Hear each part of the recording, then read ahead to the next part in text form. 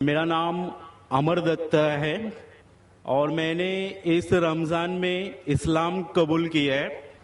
میں آپ کا بہت بڑا فین ہوں اور میں نے اسلام سچی نیت اور دل سے کیا ہے. میرا سوال یہ ہے ذاکر بھائی کہ اسلام قبول کرنے کے لیے ختنہ کرانا ضروری ہے یا نہیں؟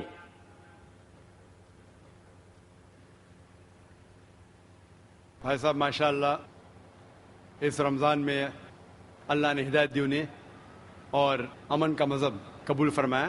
میں دعا کرتا ہوں اللہ سبحانہ تعالیٰ سے کہ آپ کی انشاءاللہ جد و جہد کو قبول فرمائے. اس دنیا اور آخرت میں بھی انشاءاللہ آپ سفلتا پائیں گے. آپ کا سوال تھا کہ جب غیر مسلم بنتا ہے، اسلام قبول کرتا ہے، تو ختنہ کرنا ضروری ہے کہ نہیں؟ ختنہ کرنا جب ایک انسان مسلمان بنتا ہے تو فرض نہیں ہے لیکن سنت موقدہ ہے. فرض نہیں ہے لیکن سنت موقدہ ہے، یعنی بہت اہم سنت ہے. It is recommended. کیوں؟ کیونکہ کئی وجہ ہے. آپ شاید جانتے ہیں کہ سائنس ترقی کرنے کے بعد سائنس آج یہ کہتی ہے کہ جب ایک بچہ پیدا ہوتا ہے، پیدا ہونے کے بعد اگر اس کی ختنہ ہوتی ہے تو اسے بہت کم چانسز ہے carcinoma of the penis, cancer of the penis ہونے کے بہت کم چانسز ہے. اسی طریقے سے کئی بیماریاں ہیں جو ختنہ کرنے کے وجہ سے یہ بیماری اس لڑکے کو، اس آدمی کو ہو نہیں سکتی. مثال کے طور پہ دیر از دا پریپیوس وچ از دیر، اس کے وجہ سے وہ زپ میں اٹک سکتا ہے.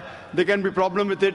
فردر مور آج کی ریسرچ یہ بھی کہتی ہے کہ جو شخص ختنہ کر چکا ہے اس کو ایڈز کے چانسز اور کم ہیں. ایسے کئی ریسرچز ہے. آپ اگر میرا کسٹ سنیں گے سائنس کے بارے میں، اس میں اور ڈیٹیل سے کہا ہوں کہ کیوں ختنہ کرنے کو کہا گیا اسلام میں. تو محمد صلی اللہ علیہ وسلم کی سنت ہے، ختنہ کرنا چاہیے، بہت اہم سنت ہے، کرے تو بہت اچھا ہے لیکن اسلام میں فرض نہیں ہے. Hope the answers the question. Mic number 3 میں اگر کوئی سوال ہو تو کر سکتے ہیں. جی برادر. السلام علیکم. ڈاکٹر ذاکر نائک صاحب، میرا نام نیلیش امبور ہے، میں اورنگ آباد سے آیا ہوں. میرا سوال یہ ہے سر آپ سے، آپ جب کسی ہندو گیتا یا وید کا حوالہ دے کر اگر آپ کچھ بولتے ہیں یا قرآن سے وہ ملتا ہے تو کیا اس کے اوپر ہم عمل کر سکتے ہیں؟ بھائی صاحب کا سوال ہے کہ جب میں گیتا کا حوالہ دیتا ہوں، وید کا حوالہ دیتا ہوں، دوسرے مذہبی کتابوں کا حوالہ دیتا ہوں، جب وہ قرآن سے ملتی ہے تو کیا ہم اس کے اوپر عمل کر سکتے ہیں؟ قرآن کی بات یا وید کی بات کریں یا گیتا کی بات؟ گیتا یا وید کی؟ گیتا یا وید. تو اگر جو چیز وید اور گیتا میں لکھی ہے اور جو قرآن سے ملتی ہے، کیا ہم ان پہ عمل کر سکتے ہیں؟ میرا کہنا یہ ہے کہ قرآن کو کہا گیا فرقان. فرقان مطلب وہ چیز جو سچ اور جھوٹ کے بیچ میں جو ڈفرنس ہے اس کو پہچانتی ہے. فرقان یعنی فرق، حق اور باطل کے درمیان جو فرق ہے اس کو پہچانتی ہے قرآن. جس طریقے سے میں نے کہا کہ کئی پیغمبر آ چکے محمد صلی اللہ علیہ وسلم کے پہلے، اسی طریقے سے قرآن میں لکھا ہے سورہ رعد میں سورہ نمبر 13 آیت نمبر 38 میں کہ ہم نے ہر دور میں ایک کتاب نازل کی ہے. نام سے صرف 4 کتابوں کا ذکر ہے، توراہ، زبور، انجیل اور فرقان، قرآن. لیکن اس آیت کے مطابق کئی کتابیں نازل کی گئی ہے، ان کا نام سے ذکر نہیں قرآن مجید میں. لیکن جتنی بھی کتابیں قرآن مجید کے پہلے آئے وہ صرف ایک امت کے لیے تھی، ایک گروہ کے لیے تھی، اور وہ سارا پیغام محدود تھا ایک وقت کے لیے. اسی لیے اللہ سبحانہ و تعالیٰ نے، خدا نے یہ ساری کتابوں کو محفوظ رکھنے کے لیے صحیح نہیں سمجھا، کیونکہ یہ محدود تھی اس وقت کے لیے. اسی لیے یہ جتنی کتاب پہلے نازل ہوئی وہ محفوظ نہیں ہے، نہ اس کی ضرورت ہے.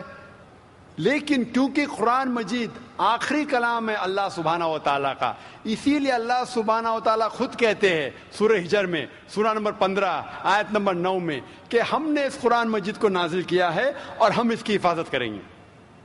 تو جتنے پہلے کتابیں آئے ان کے اندر ملاوٹ ہو چکی ہے، جس طریقے سے اللہ تعالیٰ فرماتے قرآن مجید نے سورہ بقرہ میں سورہ نمبر 2 آیت نمبر 79 میں فَوَيْلٌ لِّلَّذِينَ يَكْتُبُونَ الْكِتَابَ بِأَيْدِيهِمْ ثُمَّ يَقُولُونَ هَٰذَا مِنْ عِندِ اللَّهِ لِيَشْتَرُوا بِهِ ثَمَنًا قَلِيلًا فَوَيْلٌ لَّهُم مِّمَّا كَتَبَتْ أَيْدِيهِمْ وَوَيْلٌ لَّهُم مِّمَّا يَكْسِبُونَ۔ لعنت ہے ان لوگوں پہ جو لوگ کتاب اپنے ہاتھ سے لکھتے ہیں اور کہتے ہیں یہ خدا کی طرف سے ہے۔ لعنت ہے ان لوگوں پہ جو کماتے ہیں، لعنت ہے ان لوگوں پہ جو لکھتے ہیں۔ تو اس سے یہ ظاہر ہوتا ہے کہ جتنے پہلے کتابیں آئے ان میں ملاوٹ ہو چکی ہے۔ یہ قرآن آخری کلام ہے اور کوئی بھی چاہے تو اس کو تبدیل کر ہی نہیں سکتا، خدا خود اللہ سبحانہ وتعالیٰ خود اس کی حفاظت کریں گے۔ اسی لیے آج جب میں مطالعہ کرتا ہوں قرآن اور دیگر مذہبی کتابوں کا، اگر یہ میچ ہوتا ہے، اگر یکساں ہے، جو چیز قرآن اور بھگوت گیتا میں یکساں ہے، مجھے کوئی بھی گلا شکوہ نہیں ہے ماننے کے لیے کہ یہ پورشن، یہ شلوک خدا کی طرف سے ہے۔ لیکن اگر قرآن سے نہیں ملتا ہے تو میں کہوں گا کہ ہو سکتا ہے، ہو سکتا نہیں، لیکن قرآن کے خلاف ہے تو میں کہہ سکتا ہوں کہ یہ خدا کا کلام ہے نہیں۔ اسی لیے جو کلام قرآن سے ملتا ہے، چاہے وہ شلوک ہو یا منترا ہو، وید کا ہو، اپنشد کا ہو یا گیتا کا ہو، یا چاہے دھما پٹ کا ہو، اوستا کا ہو، دساتیر کا ہو، چاہے اولڈ ٹیسٹمنٹ کا ہو، نیو ٹیسٹمنٹ کا ہو، جو بھی چیز قرآن سے ملتی ہے، ہم مسلمانوں کو کوئی گلا شکوہ نہیں ماننے کے لیے کہ یہ بھاگ خدا کی طرف سے ہے۔ اسی لیے میں یکسانیت کے بارے میں ذکر کرتا ہوں۔ تو آپ کے لیے بھی میں کہتا ہوں کہ جو اختلاف کی باتیں ہیں اسے چھوڑ دو، جو یکسانیت کی باتیں ہیں، جو آپ کے کتاب میں لکھا ہے، ویدا میں لکھا ہے، پرانا میں لکھا ہے کہ آخری پیغمبر محمد صلی اللہ علیہ وسلم میں، تو آپ کے لیے فرض ہے کہ آپ بھی اس آخری پیغمبر میں مانیں۔ تو آپ آخری پیغمبر میں مانتے؟ ہاں آپ کی وید میں مانتے؟ ہو مانتے ہیں نا؟ آپ پرانا میں مانتے ہیں؟ ہو مانتے۔ تو میرے تقریر میں نے اتنے بار کہا اور اتنے حوالے دیا کہ آپ کی مذہبی کتابوں میں لکھا ہے کہ محمد صلی اللہ علیہ وسلم انتم رشی ہے۔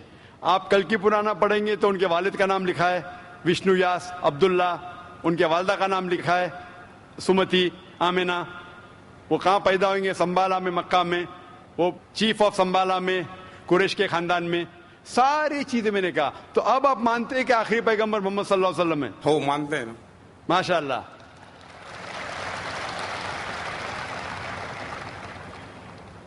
تو آپ مانتے ہیں کہ خدا ایک ہے؟ ہو بالکل۔ آپ مانتے ہیں خدا کی کوئی بھی پرتیما نہیں ہے بے شک۔ اور صرف خدا کی عبادت کرنا چاہیے؟ صحیح۔ تو آپ یہ مانتے ہیں کہ خدا ایک ہے اور محمد صلی اللہ علیہ وسلم آخری پیغمبر ہے؟ ہو۔ تو جو شخص اس بات کو مانتا ہے کہ خدا ایک ہے اور محمد صلی اللہ علیہ وسلم اس کے آخری پیغمبر ہے، تو اسے ہم کہتے ہیں عربی میں مسلم، یعنی وہ شخص جو امن حاصل کرتا ہے اپنی خواہش اللہ کے احکامات کے مطابق۔ تو آپ مانتے اللہ ایک ہے اور محمد صلی اللہ علیہ وسلم آخری پیغمبر ہے؟ ہو مانتے۔ تو آپ چاہتے کہ اسلام قبول کرے؟ لا الہ الا اللہ محمد رسول اللہ۔ ماشاء اللہ، ماشاء اللہ، ماشاء اللہ، سبحان اللہ۔ آپ سے زبان سے کہہ دیے کہ اللہ ایک ہے، اس کے علاوہ کوئی معبود نہیں عبادت کے لائق، اور محمد صلی اللہ علیہ وسلم آخری پیغمبر، آپ مسلمان ہیں۔ جس طریقے سے آپ نے سوال کیا مجھے شک ہو رہا تھا کہ ماشاء اللہ آپ مومن ہیں، اور میں دعا کرتا ہوں اللہ سبحانہ تعالیٰ سے کہ آپ کو انشاءاللہ اس دنیا اور آخرت میں سفلتا دے۔